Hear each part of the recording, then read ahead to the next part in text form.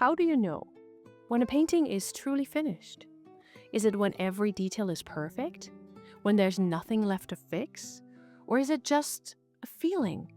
For me, it's these final touches, adding little details to the eye, deepening the shadows, and brightening the highlights, and to bring it all together, adding the whiskers.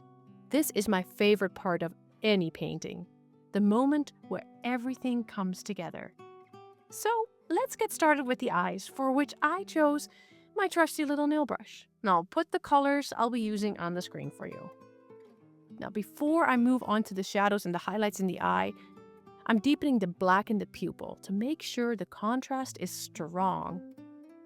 Over time, as I layer colors and highlights and glazes, the black can lose some of its intensity, so I like to go back in with a fine detail brush and carefully reinforce it. It's a small step, but it makes a big difference.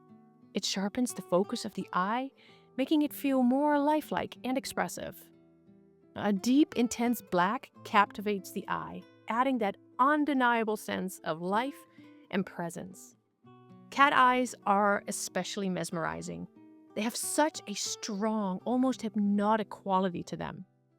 The way they catch the light, the way the pupil shifts from a thin slit to a wide circle, depending on their mood, it's what makes them feel so mysterious and full of personality. That's why I slow down with this step, because rushing it could end up in misplaced strokes. A well-defined pupil anchors the entire eye, making the colors around it stand out even more. And once that's in place, I can add the final touches to really make it shine. Let's talk about adding shadows, because highlights alone don't make the painting feel complete. It's the contrast between light and dark that really brings it to life and make it look real. That's why I deepen some of the shadows. I'm using black paint in this case, and yes, I know some artists will yell at me for this. But I'm not afraid to go in with black to add shadows, as long as it's done thoughtfully and in the correct areas. I'm not going in hard here, just between the already put down strokes to let the highlights stand out a bit more. That's basically what this is all about, adding a darker color beside a lighter one so you can create instant contrast. Sure, I could glaze, but I choose not to, and I'll tell you why. Even though glazing is a great technique, and I use it in almost all my paintings, at this stage in the game, I'm almost finished and happy with my layers of fur. If I glaze over top of the highlights I put in, I'll have to go back in to bring those highlights back to the forefront, as they now will have a dark glaze over top of them. I'm more into the business of working smarter, not harder. Adding subtle darkness around certain areas creates depth and structure. Without it, the fur can look just too flat or simply washed out. The eyes are the soul of any painting. A single highlight, a soft reflection, a little bit more depth in the shadows, it's these small adjustments that make the difference between an eye that looks flat and one that feels alive. It's not about overcomplicating things, just a touch of light or color in the right spot can shift the entire expression. Now, this next part will be sped up a bit, but I still want to walk you through what I'm doing as I refine the shadows here. Right now, I'm focusing on deepening some areas to enhance the contrast and structure, making the fur feel more dimensional. This isn't just about the eye, I'm also working on the muzzle and the fur surrounding the eye to create a more cohesive look. For this, I'm using a combination of stippling and tiny controlled strokes. Stippling is great for softly building up depth without harsh lines. It's just a series of small, delicate dots that gradually darken an area without overwhelming it. I use this mostly in the shorter fur sections where I don't want too much movement. Just subtle shading that blends seamlessly into the surrounding colors. It's especially useful in areas like the bridge of the nose and the area around the eyes, where the fur is finer and I need the shadows to feel more natural and gradual. Then for the longer fur, I switch to short yet precise strokes, layering them in the direction of hair growth. And these tiny strokes help define the texture and create that sense of flow. making the fur look soft yet structured, if that makes sense. Now, I make sure to vary the pressure. Some strokes are darker and more pronounced, while others fade gently into the background. This variation is what keeps the fur from looking flat or repetitive. Now, I also keep an eye on my brushwork here. I'm using a fine nail brush, keeping the paint thin enough to glide smoothly, but not so watery that it loses control. When working in shadows, it's easy to go too dark too fast, so if you struggle with that, try to build up gradually. It's easier to add than to take away. Try to make sure you're not losing the natural light balance of the painting. One of the trickiest parts of this stage is knowing when to stop. It's tempting to keep refining, keep fiddling and tweaking, and to keep adjusting every little shadow, but I remind myself that perfection isn't the goal. Believability is. I'm not trying to copy every single hair exactly as it appears, but rather to capture the feeling of soft, natural fur. And with these final layers of depth, it's all starting to come alive. Now that the shadows are in place, it's time to bring in the highlights. I like doing this part because it adds that final dimension, making the eye feel reflective and alive. But instead of using just titanium white, which often can make your painting look too harsh or unnatural, I'm mixing a blend of aqua green, cerulean blue, and titanium white together. It might appear that it's white on camera, but trust me, it is not. This keeps the highlights vibrant yet balanced, and because I'm using colors that I've already put down in previous layers, the colors complement each other without looking out of place. Just like with the shadows, I'm using a combination of stippling and short controlled strokes. These tiny marks help me build up the highlights gradually rather than laying it down all at once. Stippling is especially useful around the edges of the highlight to create a soft transition, while the short strokes mimic the natural texture of the eye's surface. I want the light to feel like it's naturally catching in certain areas rather than looking like an artificial dot of paint sitting on top. Now let's talk about the catch light. Catch lights are so crucial in any animal painting because they give the subject expression and life.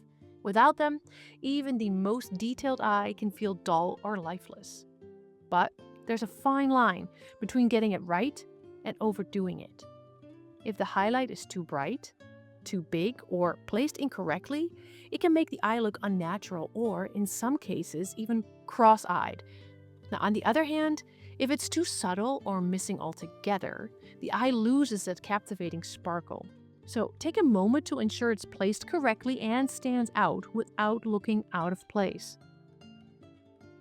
One of the most important details in this step is refining that catch light. That small bright reflection is what really sells the realism of the eye and gives it that glassy look. I'm redefining it with a slightly lighter color than what I've laid down before to make sure it stands out just enough without overpowering the rest of the eye. The key here is balance. You want it to pop, but not to the point where it looks like you've pasted a sticker onto your canvas. Now at this point, the eye is really coming together. The highlights, the shadows, midtones, they're all working to create depth, and that little touch of light is what completes the illusion of reflection. Now, happy with how it looks, I'm going to move on to a final glazing. For this, I'm using a small round brush. The reason I use this is because it allows for softer application, which is what I need for this subtle adjustment. The change is barely noticeable, but for the eye, I don't need a dramatic shift. It's about gently tying everything together. Sometimes after adding highlights and shadows, the different elements can feel a little separate, like they're competing rather than working together.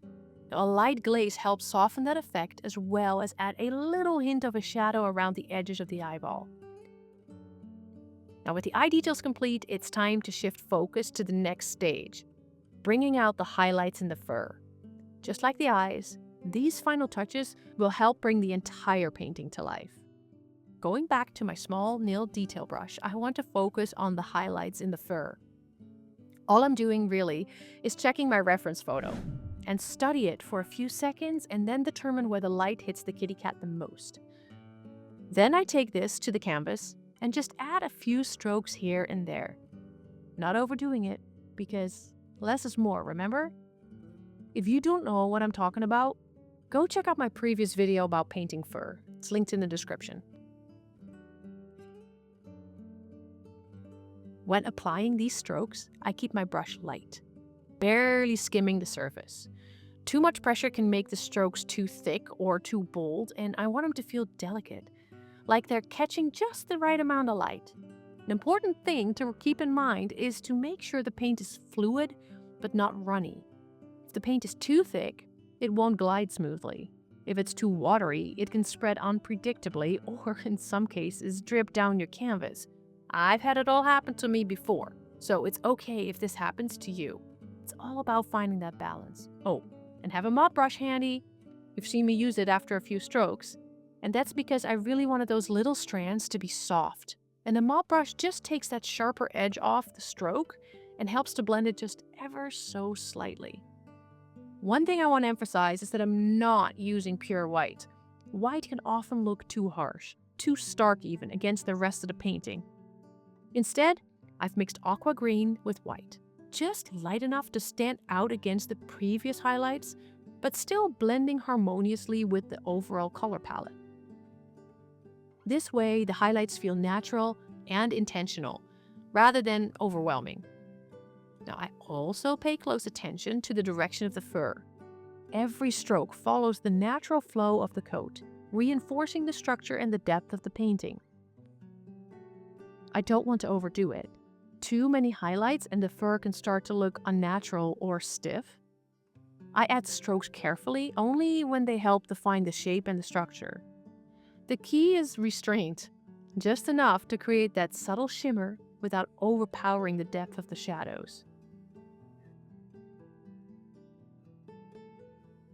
There's something really satisfying about this stage. Each tiny stroke makes the painting feel more alive, more tangible. It's the moment where everything starts coming together, where the fur stops looking like a collection of brushstrokes and starts feeling like something you could almost reach out and touch. And while these final highlights are small, they play a big role in the overall impression of the piece. They create contrast, define texture, and the goal is to guide the viewer's eye to the most important areas. It's these last touches that give the painting that extra sense of depth, that last bit of polish that makes all the difference. Alright, so the next part is going to be a little faster, but don't worry, I'll still walk you through it. You'll watch me move from the ears to the neck and the face area, as well as adding highlights to the muzzle and the chin. Just refining things, making little adjustments, adding in strokes where they feel right. It's kind of like tidying up a room. Not a dramatic change, but enough to make everything feel more put together. And at this stage, that's really all it is. Small, subtle changes that make a big difference. The thing about painting fur is that it's never just one texture. Cats have these beautiful coats that shift and change depending on the area. Around the face, the fur is shorter, sleeker, while on the neck and chest it's fluffier and softer. If you look closely, you'll see I'm adjusting my brush strokes depending on where I'm working. Short and precise in some places, and longer and more feathery in others. Honestly, this stage is a kind of controlled chaos. Small, barely noticeable tweaks that, when combined, breathe life into the painting. There's something so satisfying about seeing it all come together, like watching a blurry picture gradually sharpen into focus. And even though I know I still have more to do, I can already feel the painting settling into itself, like it's finally breathing. That said, it's easy to get carried away here. I could probably spend hours just fussing over tiny details. It's a dangerous game. 1 minute I'm just fixing something small, and the next thing I know, I've completely overworked an area. So I need to ask myself, does this actually need more? Or am I just chasing perfection? No, spoiler alert, most of the time, I don't need to add as much as I think I do. At some point, you just need to trust that it's enough. Know when to stop. You can always go back later to add more. But for now, I'm quite satisfied and ready to move on to the next somewhat anxiety-provoking part of the finishing details. The whiskers. There's always a bit of hesitation before I put in the whiskers. It's that moment where the painting feels almost done and there's this little voice saying, "What if I mess up?" But that's another thing about art and the journey it takes you on. It requires trust, trust in your hand, trust in the process, and trust in the skills you already have and the skills you're acquiring. These tiny, delicate lines add so much character and movement to the painting, but they also come with a bit of anxiety. One shaky line, one misstep, and it can throw off the whole balance of the painting. They're the smallest detail, but they make such a big impact. It simply isn't finished without it.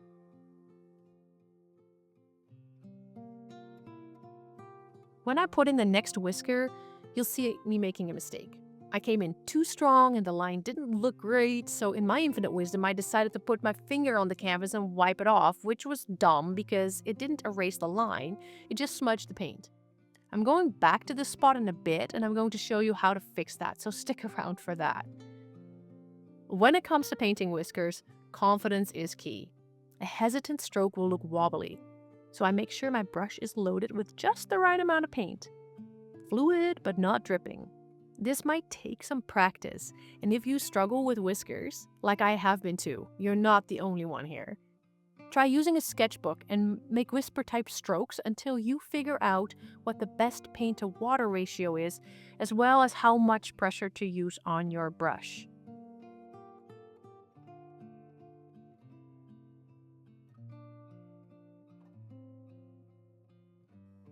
I'm grabbing a different brush to fix that silly mistake I made. I purposely put in a background color straight from the tube for these type of situations. All I need to do is dip my brush in that color and cover the smudged part of paint with it. Now I carefully work around the whiskers that are already on the canvas, and if need be, I'll come back in with the liner brush to redefine the whiskers that are already on there.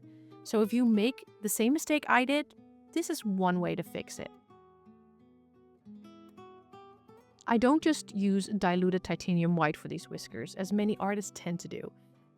I looked at my reference photo and realized that the whiskers were more gray looking and actually a bit darker at the base of the muzzle. So I opted for a gray color instead of a diluted titanium white. Make sure you study your photo if you're using one and try to match the color to what you see. Now, if you struggle with that, just try the diluted titanium white. Something is better than nothing. It will still resemble whiskers. Don't worry. It'll get easier over time. Here are some tips as you tackle this sometimes daunting part of your painting. Don't overdo it. Less is definitely more here. I know. I've said this so many times now, but it's true. You want them to feel natural, not too stiff or perfect. And you don't want too many either, as it'll overwhelm and crowd your painting. Always add less than you think you need, or just strictly follow your reference photo. You can't go wrong then as you paint from a real-life example. Here's another tip. Pay attention to the direction. Whiskers don't grow straight out. They have a natural curve or flow depending on the cat's face. So instead of randomly placing them, think about how they would actually grow from the skin. They should feel like they belong, not like they're just sitting on top of the painting, like an afterthought. Another thing to keep in mind is the thickness of the whiskers. Some of them will be slightly thicker and others thinner, depending on the cat. Mix up the pressure of your brush as you paint, sometimes using more pressure for thicker whiskers and lightening it up for finer ones. Don't make every whisker the same length. That's going to make them look artificial. Try to avoid making them all too uniform or exact. Real whiskers have that beautiful randomness, so embrace a little bit of chaos when you're painting. Let the strokes flow and don't get too caught up in making them perfect. You'll find that the more relaxed you are with them, the more life they'll add to your painting.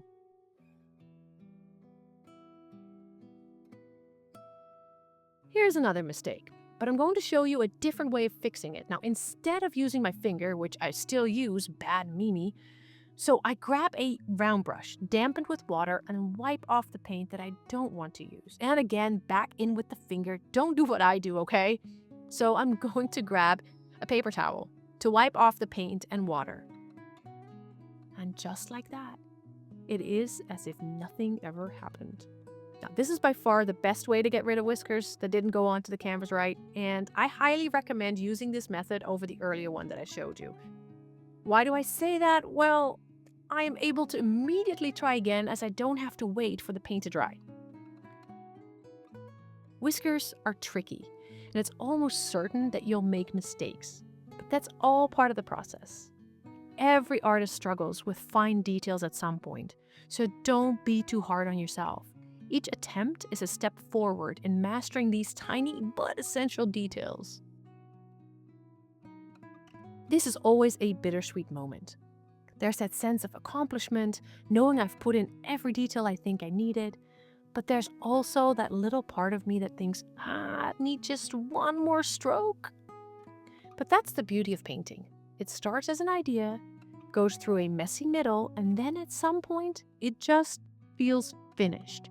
Not perfect, just complete.